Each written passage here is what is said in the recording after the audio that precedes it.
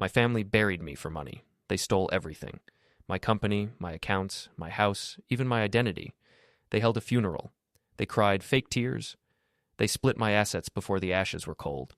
But on the day they stood in court to finalize the inheritance, I walked in. Alive. My parents went pale, my brother started shaking, and my wife fainted on the spot. What I said next made the judge gasp. No way. Before we get into it, don't forget to like and subscribe, and hit hype to boost this episode. Drop a comment below with your city or country. I'm always curious where viewers are joining from. Daniel Hale was 45 years old when his family decided he was worth more dead than alive. He had built everything from nothing, and he was proud of that fact. Started at 17 as a day laborer on construction sites, the kind of work that destroyed your back and calloused your hands but paid in cash at the end of each week. While other kids his age were in college or traveling or figuring out who they wanted to be, Daniel was mixing concrete in 100-degree heat, learning the trade from men twice his age who spoke in grunts and measured respect in how much weight you could carry. He worked double shifts whenever he could, sometimes triple. Sleep was negotiable. Success was not. He saved every dollar he could scrape together, living in a studio apartment that cost $300 a month, eating ramen and eggs, wearing boots held together with duct tape until they literally fell apart.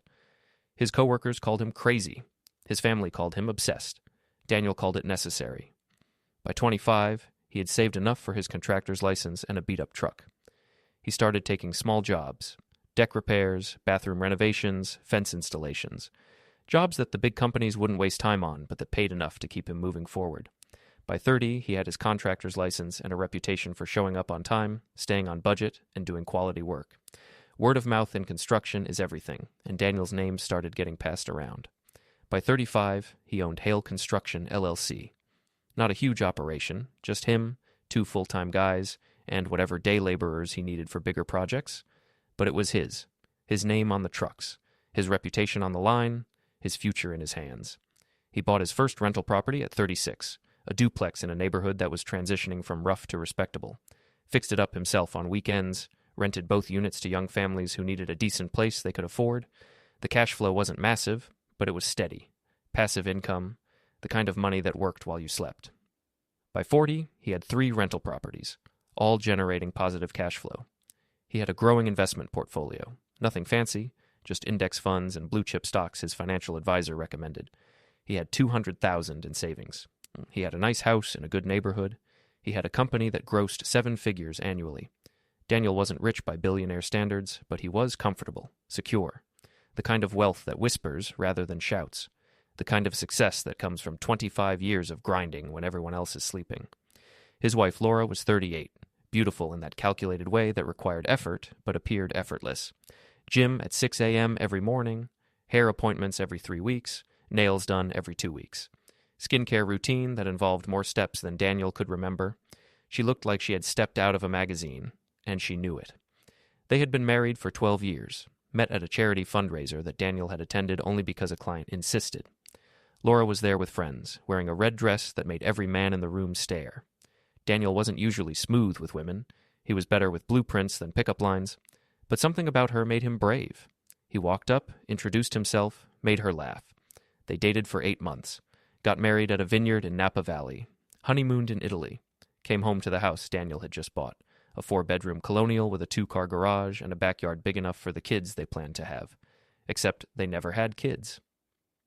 Laura wanted to wait. She was 26 when they married, building her career in marketing. She wanted to establish herself first, travel first, live first. Daniel understood. He was building his company, working 70-hour weeks. A baby would complicate everything. When we're more stable, Laura would say, when you're working less, when we have more time. Daniel agreed, thinking there would be time later. There was always supposed to be time later. But the years passed and the conversation kept getting postponed. By the time Laura was 35, she had decided she didn't want children at all. I like our life the way it is, she told Daniel over dinner one night. Just us. Is that okay? Daniel had said yes, because what else could he say? But sometimes he wondered if she meant I like our life or I like our lifestyle. The house, the cars, the vacations, the financial security, the things his money provided. He pushed the thought away.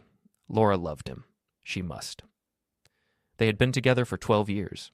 His parents, Richard and Margaret Hale, were in their 70s now. Retirement had not been kind to them. His father had worked in manufacturing for 40 years, union job with decent benefits and a pension, but the pension barely covered their medications now. Insulin, blood pressure pills, cholesterol medication, arthritis cream. The costs added up faster than the checks came in.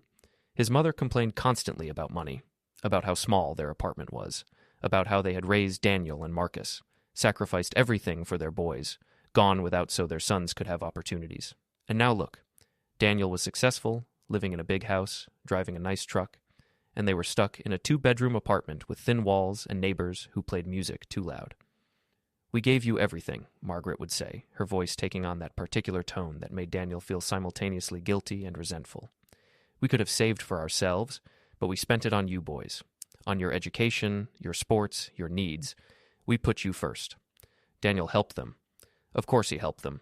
He paid their rent, $1,200 a month for an apartment he had personally found for them in a decent neighborhood. He covered their medical bills when the insurance didn't. He took them to dinner every Sunday at the same Italian restaurant his mother loved, where she always ordered the most expensive thing on the menu and his father complained about portion sizes. He gave them money for Christmas, for birthdays, for emergencies that seemed to happen every other month. His mother needed new glasses. His father's car broke down. The apartment needed repairs. The bills never stopped, and it was never enough. "Marcus needs help too," his mother would remind him. "He's your brother. Family takes care of family." Marcus, his younger brother, 42 years old and still figuring out his life. Or rather, still pretending to figure out his life while coasting on Danielle's goodwill. Marcus had never quite found his footing. Dropped out of college junior year to start a business selling fitness supplements online. The business lasted 6 months before the inventory went stale and the website went dark. Daniel loaned him $10,000 to cover the losses. Then Marcus had tried to flip houses.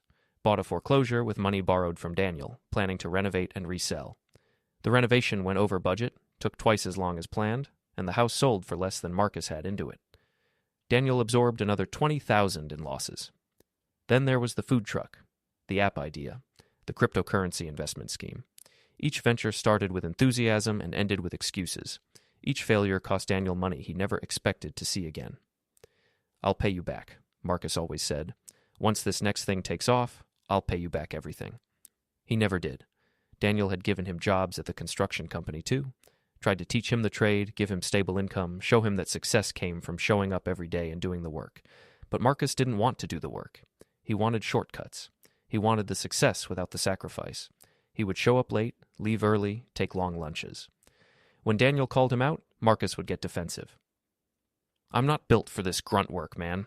I'm a visionary. I need to be doing something creative, something that uses my intelligence." Daniel wanted to ask what intelligence allowed someone to blow through $100,000 on failed business ventures, but he kept his mouth shut. Family peace was worth more than being right. He offered Marcus a place to stay when his latest girlfriend kicked him out. Let him crash in the guest room for what was supposed to be 2 weeks and turned into 3 months. Marcus ate Daniel's food, used Daniel's utilities, left messes everywhere, and complained that the house was too quiet, too suburban, too boring.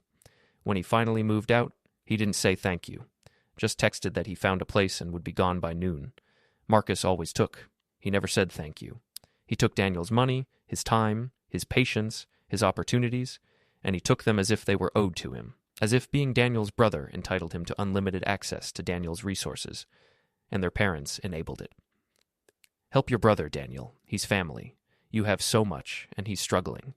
Would it kill you to share?" Daniel worked 70-hour weeks to build what he had.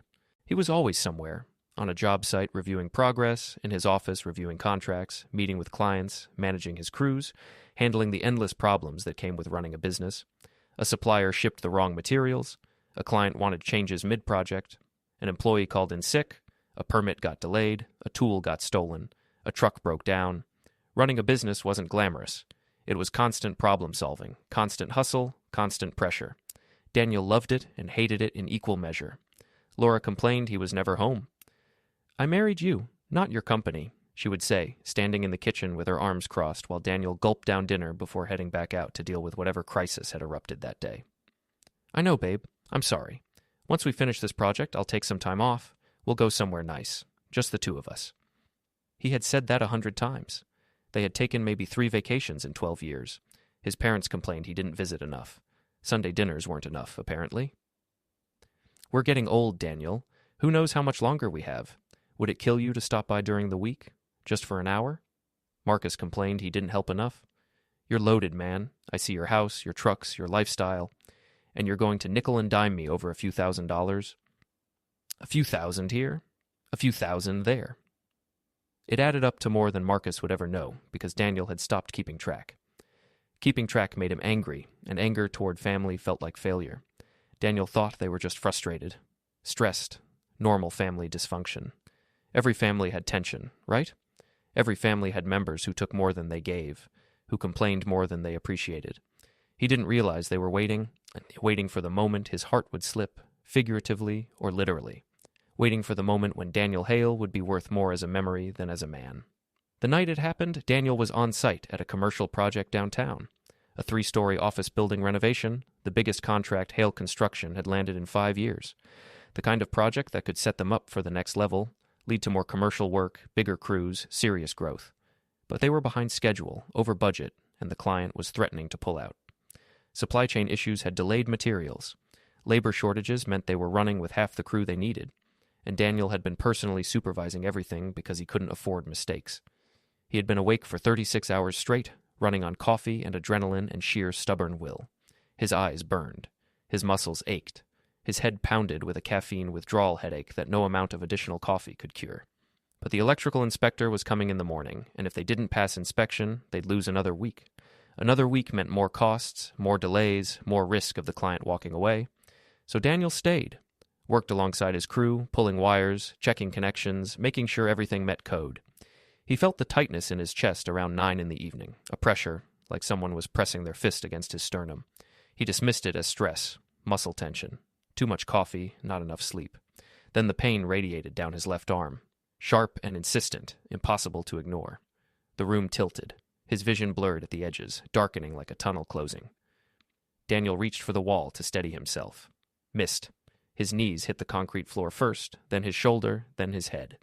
The last thing he heard before the world went black was his foreman, Carlos, shouting his name. "Boss, boss, someone call 911. Daniel's down." Carlos was 40, built like a linebacker, had worked for Daniel for 8 years. He knew CPR. Started compressions immediately while someone else called for help. The ambulance arrived within minutes. EMTs took over, working with practiced efficiency. Vitals, IV, oxygen, loading him onto the stretcher. They raced through the city, sirens wailing. Carlos rode in the ambulance, holding Daniel's hand, saying things Daniel barely heard through the fog. "Stay with me, boss. You're going to be fine. We're almost there. Hang on." Emergency room, bright lights, cold air, medical staff in scrubs moving fast, talking over him like he wasn't there. 45-year-old male, collapse on site, possible MI, vitals unstable. Machines, beeping, wires attached to his chest, needles in his arms. Someone cut off his shirt. Sir, can you hear me? Sir, stay awake. What's your name?" Daniel tried to answer. His mouth wouldn't work. Someone leaned over him. Young doctor, maybe 30, with tired eyes. "You're having a cardiac event. We're taking you to surgery. You're going to be okay." But Daniel wasn't sure. His chest felt like an elephant was standing on it. His arm still burned with pain. His vision kept fading in and out. He thought about Laura. Hoped someone had called her. Hoped she was on her way. He thought about all the work still undone. The inspection tomorrow. The project timeline. The client's deadline. He thought about his will. Wondered if it was up to date. Couldn't remember the last time he had reviewed it. Stupid thoughts for a man who might be dying. But the brain works in strange ways when the body fails. Daniel drifted in and out of consciousness, caught in that strange space between waking and dreaming where reality feels negotiable, where time stops making sense, where the boundary between life and death blurs into something uncertain and terrifying. When Daniel surfaced again, the first thing he noticed was the quiet. Not silence. Hospitals are never truly silent, but a specific kind of quiet. The steady beep of monitors, the distant sound of footsteps in hallways, the occasional intercom announcement. He was alive. That was something. His eyes opened slowly, adjusting to the fluorescent lights. His throat felt raw, scratchy. There was a tube. No, had been a tube. They must have removed it. His mouth tasted like metal and antiseptic. A nurse appeared beside him, checking the IV in his arm. Middle-aged woman with kind eyes and purple scrubs. "Welcome back, Mr. Hale," she said softly. "You gave everyone quite a scare." Daniel tried to speak. His voice came out as a croak. "What happened?" "You had a cardiac event. The doctors performed an emergency angioplasty. You're stable now, but you need to rest." "How long?" "You've been here for about 18 hours. It's Tuesday morning." Tuesday. He had collapsed Monday night. Lost a whole day. "My wife," Daniel managed. The nurse's expression shifted slightly. Something flickered in her eyes. Was it pity? Discomfort? "Your family was notified. They came yesterday evening." "Are they here now?" "No. They left late last night. Said they'd return this morning." But morning came and went, and his family didn't return. Daniel dozed on and off, each time expecting to wake up and see Laura sitting beside the bed, or his mother, or someone, anyone. The room remained empty except for nurses coming to check vitals, adjust medications, ask questions. "Pain level, 1 to 10? 6. Nausea? A little." "Can you move your toes for me?" He could. Everything worked. His heart, the doctor said, was responding well to treatment. The blockage had been cleared. With proper diet, exercise, stress management, and medication, he could make a full recovery. "You're lucky," the cardiologist told him. "Another hour and we'd be having a very different conversation." Lucky. Daniel didn't feel lucky. He felt tired, scared, confused about why his family hadn't come back. By Tuesday afternoon, he was awake enough to register the strangeness of his situation. He had nearly died, had emergency surgery, and was recovering alone. His phone was somewhere, probably still at the construction site or maybe in his truck. He asked a nurse if he could use the room phone to call Laura. The call went to voicemail. He called his parents' landline. No answer. He called his office, thinking maybe someone there had heard from his family. Got the answering machine with his own voice telling callers to leave a message. Where was everyone? That evening, he heard voices in the hallway outside his room. Familiar voices. His family. Relief flooded through him. They were here. Everything was fine. They had just been dealing with the shock, the logistics, the phone calls that came with medical emergencies. Daniel listened, waiting for them to enter. But they didn't enter.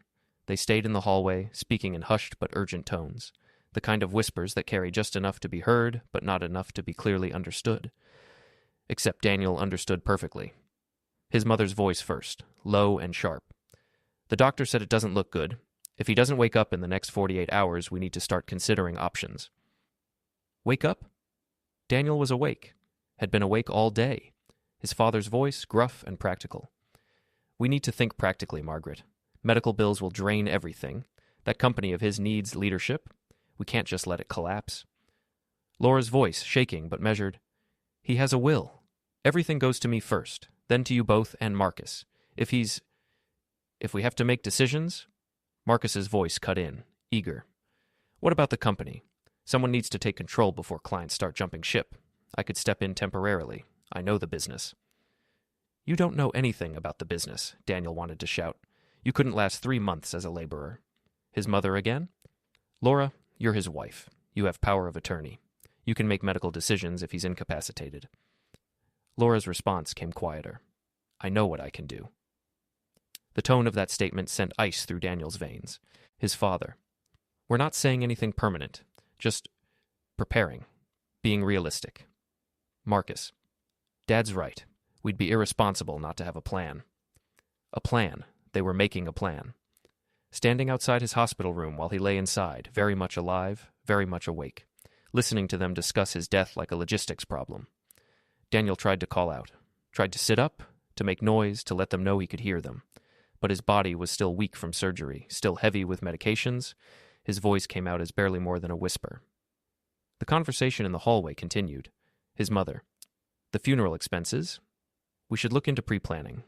You know, just in case. It's cheaper if you arrange things ahead of time." Funeral expenses. Pre-planning. Daniel's heart rate spiked.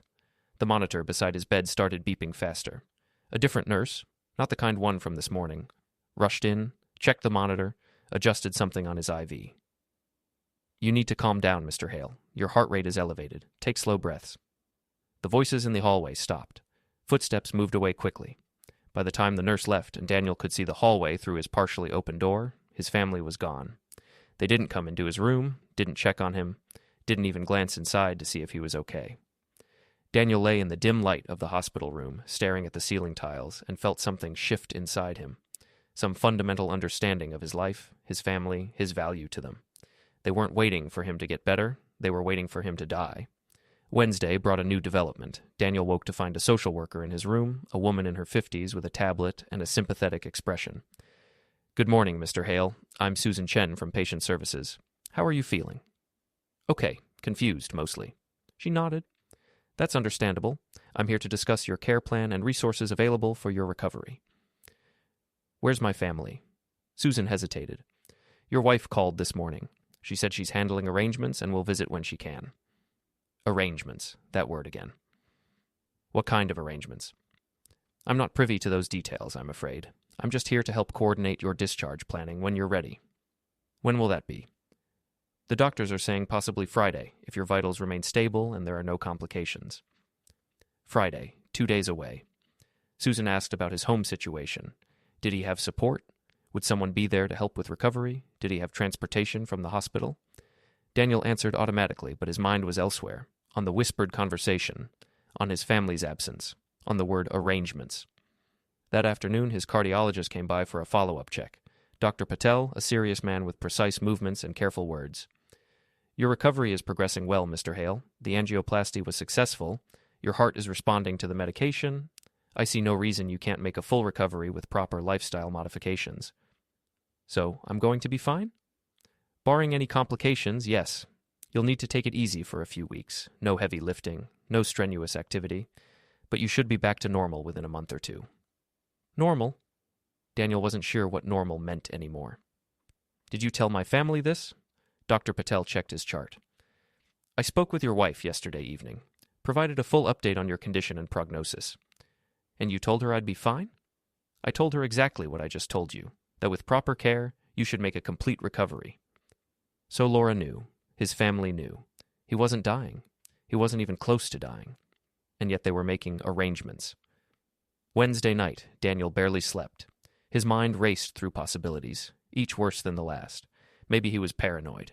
Medication and stress playing tricks on his perception, reading malice into innocent conversations. But he couldn't shake the feeling, the ice-cold certainty that something was very wrong.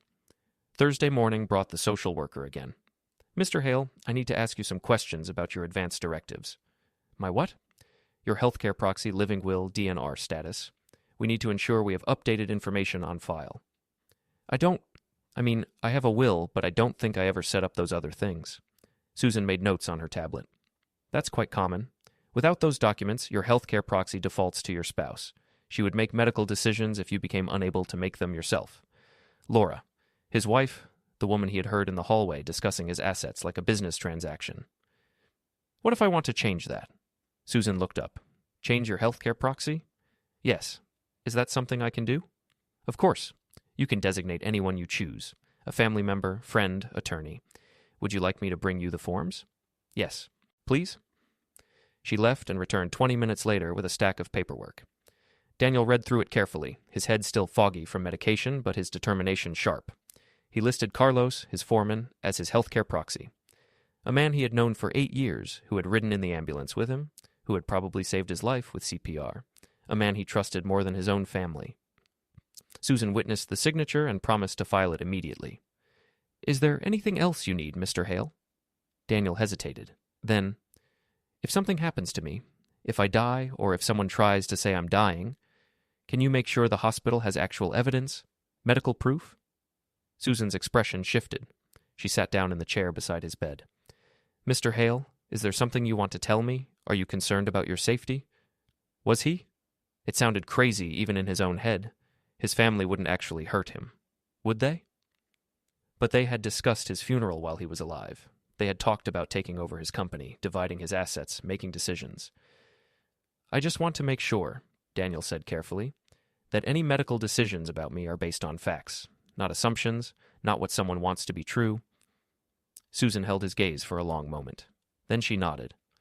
"I understand, and I want you to know that this hospital takes patient rights very seriously.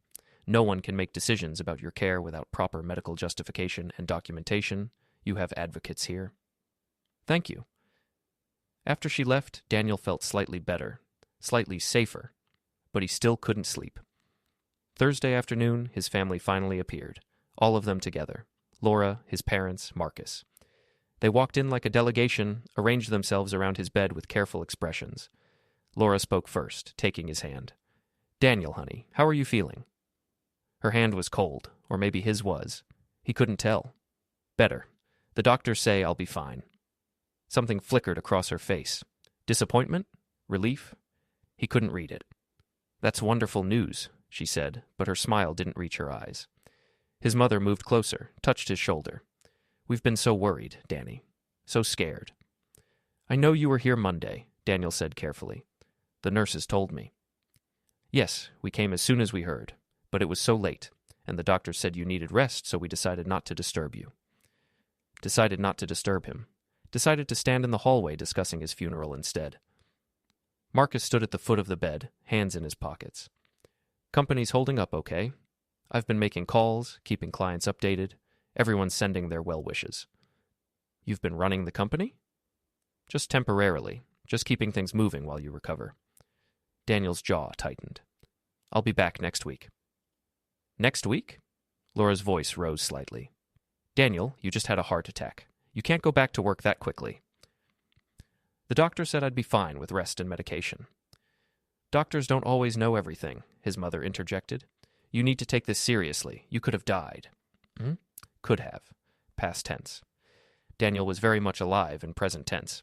They stayed for 30 minutes, making small talk that felt hollow, asking about his meals, his pain levels, whether he needed anything. What Daniel needed was for them to leave. Their presence made his heart rate spike, made the monitor beep faster, made him feel like he was suffocating. Finally, they stood to go. "We'll be back tomorrow," Laura promised, kissing his forehead. Her lips felt like ice. "Actually," Daniel said, "I think I'll be discharged tomorrow, so maybe I'll just see you at home." Another flicker across Laura's face. "Oh, that's fast." "Doctor's orders. No reason to keep me here if I'm stable." They filed out, murmuring goodbyes. Daniel watched them go and felt nothing but relief. That night, the kind nurse from his first day, the one with purple scrubs, came in during the late shift. "How are you doing, Mr. Hale? Really doing?" Daniel looked at her, made a decision. "Can I ask you something? What did my family say when they came Monday night?" She glanced at the door, then back at him. "I'm not really supposed to discuss other people's conversations." "Please," she sighed. "They asked about your prognosis. Your wife seemed very concerned about whether you'd have brain damage or be diminished in some way." Diminished. What a clinical word for what they were hoping. "And what did the doctor tell them? That you were stable, that you'd had a significant cardiac event but responded well to treatment, that you'd likely make a full recovery." "How did they react?" The nurse bit her lip. "Your wife seemed upset. Not happy upset, just upset." Daniel nodded slowly. "Thank you for telling me." She squeezed his hand. "Mr. Hale, I've been a nurse for 23 years. I've seen a lot of families in crisis, and I've learned to trust my instincts about people." She paused. "Be careful when you leave here. Make sure you have people around you who want you to get better." Her words stayed with him through the long night. Be careful. Make sure you have people who want you to get better. The implication was clear. Some people might not want that at all. What Daniel didn't know, lying in that hospital bed, was that the machinery of his erasure had already begun. It started with a single signature. Laura's signature, on a form that declared him unlikely to survive, brain activity minimal, quality of life irrecoverable. The form authorized the removal of life support, except Daniel wasn't on life support. He was recovering. But the form didn't specify which patient. A clerical error, the hospital would later claim. A tragic mix-up. The form was filed. The death certificate was processed. The funeral home was contacted. His family moved with stunning efficiency.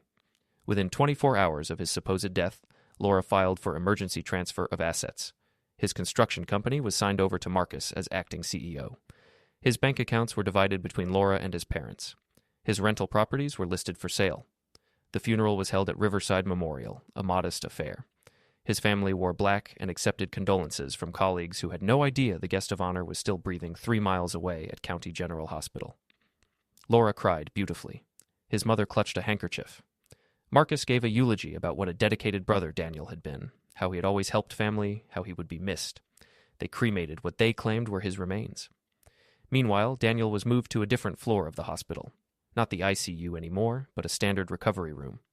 The doctors said he was improving, stable, he would be discharged soon. When the day came, Daniel felt weak but alive, grateful, ready to see his family, to assure them he was okay, to laugh about the scare he had given everyone. A hospital administrator came to his room with paperwork. "Mr. Hale, we need to discuss your discharge. There's been some confusion with your insurance and billing." "Confusion?" The administrator shifted uncomfortably. "Your account shows that you're listed as deceased. Your insurance has already paid out a death benefit. We're trying to sort out the error, but it's complicated." Daniel's blood went cold. "What do you mean, listed as deceased?" "According to our records and the state database, you died 3 days ago. There was a death certificate filed, a funeral home pickup. I'm sure it's just a clerical error, but..." Daniel grabbed his phone from the bedside table. Dead. Battery drained. He asked for a charger. When the phone powered on, it wouldn't connect to the network. "Your account has been terminated," the administrator said quietly. "I'm sorry." Daniel tried calling his house from the hospital phone. Disconnected, he tried his office. A voice he didn't recognize answered. "Hale Construction, this is Marcus Hale speaking." Daniel's voice came out strangled. "Marcus, it's Daniel." Silence. Then, "Who is this? This isn't funny." "Marcus, it's me. I'm at the hospital. I'm alive." The line went dead. Daniel tried again. The number was blocked. He tried Laura's cell. Straight to voicemail. Her voice, cheerful and distant. "Hi, you've reached Laura. I can't come to the phone right now." He left a message. "Laura, it's me. It's Daniel. I don't know what's happening, but I'm okay. I'm at County General. Please call me back. Please." She never did. The hospital discharged him that afternoon with a stack of paperwork proving his identity, a list of medications, and instructions to follow up with his primary care physician. Daniel took a taxi to his house, used his last $40 in cash. The house was empty, not just of people, but of everything. Furniture gone, pictures removed from walls, his clothes, his books, his entire life packed up and disappeared. A for sale sign on the lawn. He tried his key. The locks had been changed. Daniel sat on the front step of what used to be his home and tried to understand how this had happened. How, in the span of 72 hours, his entire existence had been erased. He slept on a bench in Riverside Park that night, his hospital discharge papers tucked into his jacket pocket, the only proof he had that Daniel Hale was real. Morning came with frost on the grass and a clarity born of desperation. Daniel walked to a public library and used a computer to search his own name. The obituary was the first result. Daniel Richard Hale, 45, passed away unexpectedly on October 15th. Beloved husband, son, and brother. Daniel was a successful businessman and devoted family man who will be deeply missed. Services were held at Riverside Memorial. In lieu of flowers, donations may be made to the American Heart Association. Below the obituary were comments, colleagues expressing shock, clients offering condolences, neighbors sharing memories. Daniel felt like he was reading about a stranger. He scrolled further, found articles about his company. Hale Construction under new leadership following founder's death. Marcus had given an interview, talking about honoring Daniel's legacy, maintaining his vision, ensuring the company's future. He found the property listings. His house, his rental properties, all listed at below-market prices. Quick sales. His family wanted cash fast. Daniel's hands shook as he printed everything. Pages and pages of evidence that his life had been stolen. He had one person left to call, Miles Brennan, an attorney he had known for 20 years. They had worked together on contracts, property deals, business incorporations. Miles had retired 2 years ago, moved to a small house by the lake, spent his days fishing and reading. Daniel used the library phone. Miles answered on the third ring. "Miles, it's Daniel Hale." Silence. Then, "Daniel, is this a joke?" "I wish it was. I need your help. Can we meet?" They met at a coffee shop on the edge of town. Miles looked older than Daniel remembered, grayer, but his eyes were sharp when Daniel walked in. Miles stood up slowly, stared, reached out to touch Daniel's arm as if confirming he was solid. Real. "I went to your funeral," Miles said quietly. "I know. I wasn't there." They sat. Daniel told the story from the beginning. The collapse, the hospital, the whispers, the death certificate, the erasure. Miles listened without interrupting. When Daniel finished, Miles was quiet for a long moment. "Daniel," he finally said, "this wasn't an accident. This was coordinated, premeditated. They saw an opportunity and they took it. Can I stop them?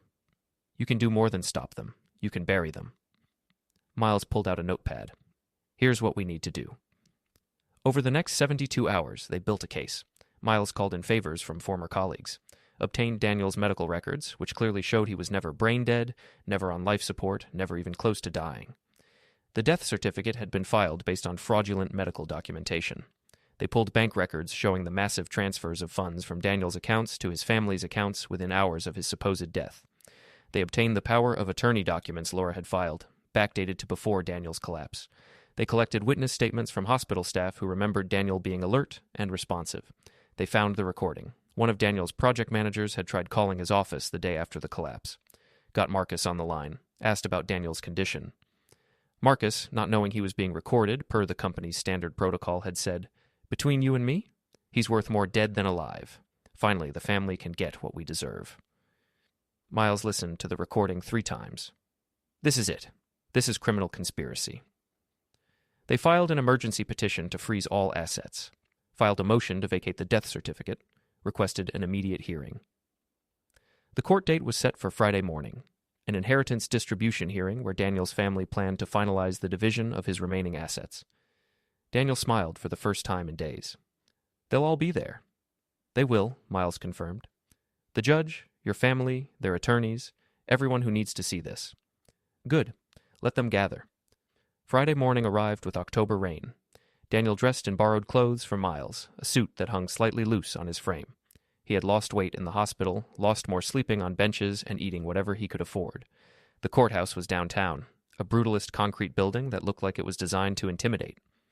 Daniel and Miles arrived early, sat in a small conference room reviewing documents one last time. "Are you ready?" Miles asked. Daniel nodded. "I've been dead. Coming back to life should be easy." At 9 o'clock, they walked to courtroom 4B. Miles entered first, taking a seat in the back row. Daniel waited in the hallway. Through the small window in the door, he could see them. His parents sat in the front row, dressed in black. His mother held his father's hand. They looked smaller than he remembered. Older. Fragile. Marcus sat at the plaintiff's table with an attorney, reviewing papers. He wore an expensive suit Daniel recognized because Daniel had bought it for him 2 Christmases ago. Laura sat on the other side, her attorney beside her. She wore a black dress and minimal makeup, the picture of grieving widow. Her hands were folded in her lap. She looked down, then up, then down again. The judge entered. Honorable Patricia Morgan, a woman in her 60s with silver hair and a reputation for efficiency. All rise. Everyone stood. Please be seated. We're here today in the matter of the estate of Daniel Richard Hale, deceased. This hearing concerns the final distribution of assets as outlined in the petition filed by Mrs. Laura Hale and the Hale family. Are all parties present? Laura's attorney stood. Yes, Your Honor. Marcus's attorney stood. Yes, Your Honor.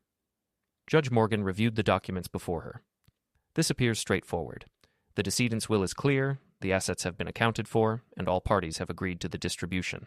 Are there any objections before we proceed with... The courtroom doors opened. Every head turned. Daniel walked in. Alive. The reaction was instant and visceral.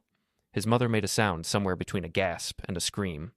His father's face drained of color so quickly Daniel thought he might actually have a heart attack.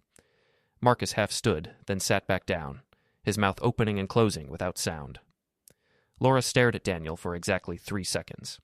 Then her eyes rolled back and she collapsed, her body sliding from the chair onto the floor. The courtroom erupted. Laura's attorney rushed to her side. Marcus's attorney grabbed his client's arm. The bailiff moved toward Daniel, uncertain whether this was a security threat or a miracle. Judge Morgan's voice cut through the chaos. Order. Order in this court. She stared at Daniel, her expression moving from confusion to shock to something close to anger. Who are you? Daniel walked forward calmly. Miles followed, carrying a briefcase. Your Honor, my name is Daniel Richard Hale. His voice was steady. I apologize for being late. I was busy waking up from being declared dead. The courtroom fell silent. Even Laura, being helped back into her chair by her attorney, stopped moaning. Judge Morgan set down her gavel carefully. Approach the bench. Now. Daniel and Miles walked forward. Marcus's attorney joined them, looking like he wanted to be anywhere else. Laura's attorney stayed with his client. Your Honor, Miles began, I'm Miles Brennan, representing Mr. Daniel Hale. My client is very much alive, as you can see. We're here to contest these proceedings on the grounds of fraud, conspiracy, and attempted theft." Judge Morgan looked at Daniel. "You're telling me you're the deceased?" "I'm telling you I'm not deceased, Your Honor. I was never deceased. I had a medical emergency, was hospitalized, and while I was recovering, my family declared me dead and began liquidating my assets." "That's impossible," Marcus's attorney sputtered. "There's a death certificate, medical documentation, a funeral was held." Miles opened his briefcase. "We have evidence that the death certificate was fraudulently obtained based on falsified medical records. We have hospital records showing Mr. Hale was alert and responsive throughout his stay. We have witness statements from medical staff. We have bank records showing suspicious transfers made within hours of the supposed death. And we have this." He produced a small digital recorder and set it on the bench. "This is a recorded conversation between Marcus Hale and one of Mr. Hale's employees, made one day after Daniel's hospitalization." Judge Morgan looked skeptical, but gestured for him to play it. Marcus's voice filled the courtroom. "Between you and me, he's worth more dead than alive. Finally, the family can get what we deserve." The silence that followed was absolute. Marcus's face went from white to red. "That's out of context. I was upset. I didn't mean—" "You meant exactly what you said." Daniel spoke directly to his brother for the first time. "You meant that I was an inconvenience, an obstacle. You meant that my death would solve all your problems." His mother started crying. Not the delicate tears she had shed at the funeral, but ugly, wrenching sobs. His father just stared at the floor. Laura had recovered enough to sit up straight, but she wouldn't look at Daniel. Judge Morgan held up her hand. "Everyone sit down. Now." They returned to their seats. The courtroom felt smaller suddenly, the walls pressing in. Judge Morgan reviewed the documents Miles had provided. She took her time, reading page after page. The only sound was the rustling of paper and Margaret Hale's muffled crying. Finally, the judge looked up. "In 30 years on the bench, I have never seen anything like this." Her voice was cold with controlled fury. This court was about to distribute the assets of a living man. This court was nearly made complicit in what appears to be conspiracy to commit fraud, identity theft, and grand larceny. She turned to Marcus. "Mr. Hale, you took control of your brother's company based on fraudulent claims of his death?" Marcus opened his mouth. His attorney put a hand on his arm. "My client declines to answer at this time." "Mrs.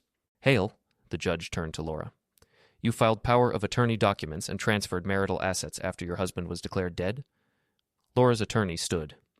"Your Honor, my client was operating under the belief that her husband had passed. She was grieving and— Was she grieving when she changed the locks on their house? When she sold his properties? When she emptied his bank accounts?" Judge Morgan's voice rose. "Because those actions don't sound like grief. They sound like a woman who couldn't wait to cash in." Laura finally looked at Daniel. Her eyes were dry. "You don't understand. You were never there. You worked constantly. I was alone. They promised they would take care of me." "By killing me?" Daniel asked quietly. "You weren't supposed to wake up," she whispered, and the courtroom gasped again. Judge Morgan called for a recess. Daniel, Miles, and the family attorneys gathered in a conference room while the judge made calls. Within an hour, 2 police detectives arrived.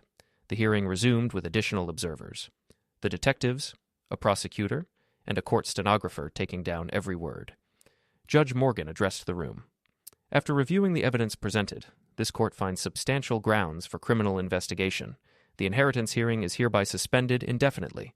All assets are frozen pending investigation." She turned to Daniel's family.